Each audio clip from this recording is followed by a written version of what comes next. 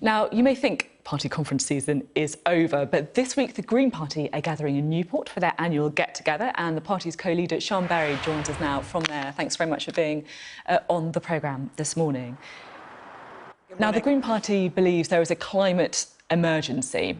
If that is true, then you're going to have to take some pretty radical policy decisions to tackle it. What exactly do you think needs to happen?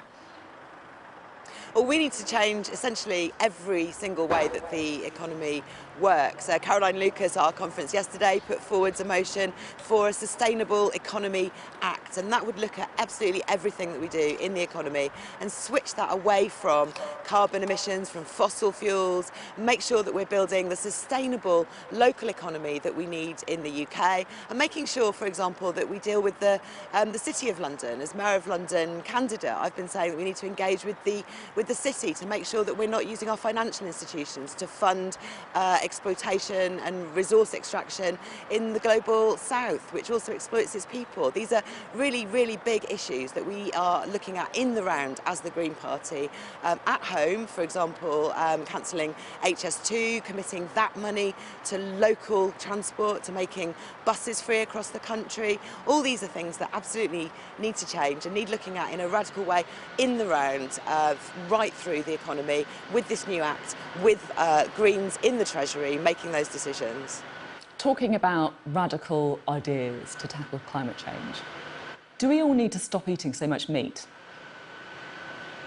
I think most people recognise the impact that particularly beef and lamb farming have on carbon emissions, and a lot of us are looking to ways to cut down on the meat in our diet, and I think that's a big thing that a lot of people are doing and needs to be facilitated. We are seeing more products coming forwards where you've got proteins that are not meat, but also people doing things in workplaces like meat-free Mondays. Those are really, really good initiatives, and just cutting down, shifting our agriculture away from using our land for meat, using it more for plant-based diets and for the kind of rewilding and reforestation that will help with climate change as well. Those are really important things that we've been talking about at this conference, and obviously Greens have been talking about for 30 plus years as well. I mean, how far would you go? Would you consider a meat tax, for example, to try and encourage this? Our taxation system does need to change, but I think in terms of agriculture, the main thing is working with farmers to see how they can change their practices, make sure that any meat they produce is very high welfare, cut down on the overall volume, and really think about how we use our land. I think that's the most important thing that we need to do. So if the taxation system with the needs to people change, who are looking after the land. If the taxation system needs to change, would you actually consider a meat tax then? Well, I think we need to have a carbon tax throughout the system, and I think possibly the right way to do it is not to tax meat at the counter, but to tax the things that lead to the carbon emissions in the first place at other points. I mean, one thing we've talked about is having a tax on aviation fuel. It's absolutely ridiculous that aviation fuel doesn't have a tax on it. That's a really big contributor to our carbon emissions as well, and that's something that absolutely needs correcting at an international level. Those are things that absolutely need to be done.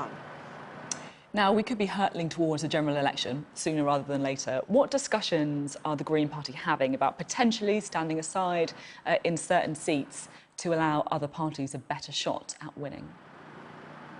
Well, we're coming off some of our best elections ever this year. We've more than doubled our number of councillors, we've more than doubled our number of MEPs in Europe, and we're in a very, very strong position at the moment.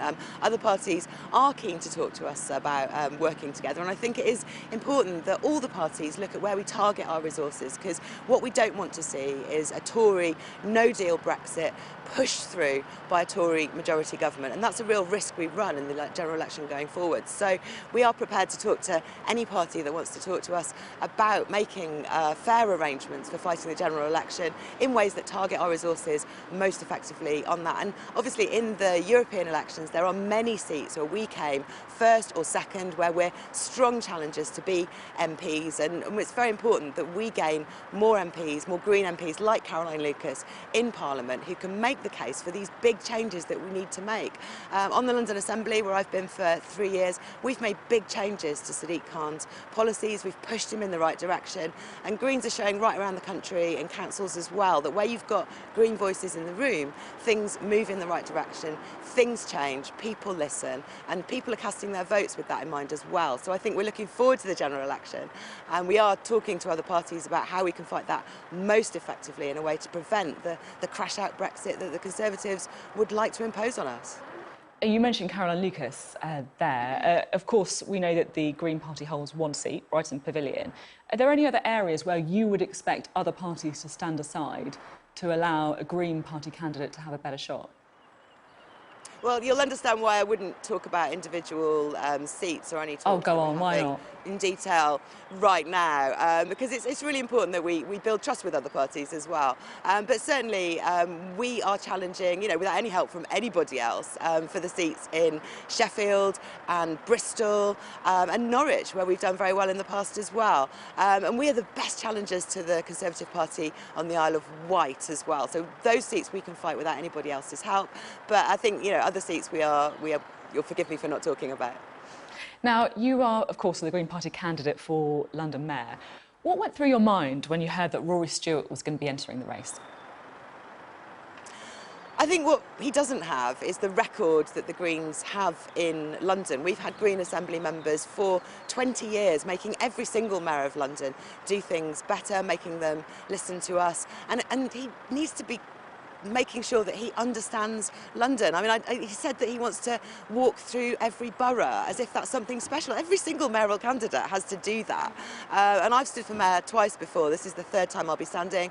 Last time I was third, and I think potentially with the Conservative Party vote split, I've got a very good chance of coming second in first place votes. And obviously the way the election system works in London, all bets are off then as to who can come first. And I think Sadiq Khan needs the strongest possible challenge. He is failing on a number of climate-related issues, on clean air, on housing. He's not pushing hard enough for the government to give us more powers, and I'm a very, very good candidate to be putting forward the case for all of those things to be done, and that's what Londoners really want and what they really want from their mayoral candidates too.